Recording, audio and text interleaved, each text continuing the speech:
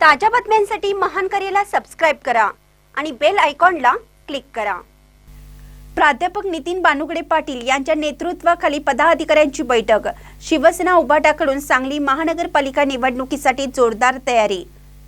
शिवसेना उपनेते पश्चिम महाराष्ट्र संपर्क प्रमुख प्राध्यापक नितीन बानुगडे पाटील यांच्या उपस्थितीमध्ये शिवसेना सांगली जिल्हा प्रमुख पैलवान विशाल सिंह राजपूत यांच्या अध्यक्षतेखाली सांगली सर्किट हाऊस येथे पदाधिकाऱ्यांची मीटिंग व इच्छुक उमेदवारांच्या मुलाखती घेण्यात आल्या।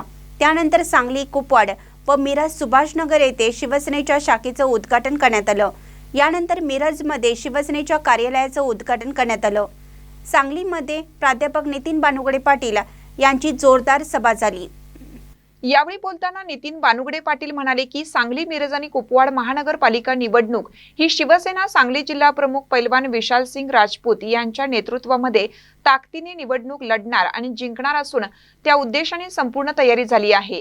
येत्या काळात शिवसेनेच्या दिग्गज नेत्यांची व पक्षप्रमुख उद्धव ठाकरे यांची सभा होणार आहे।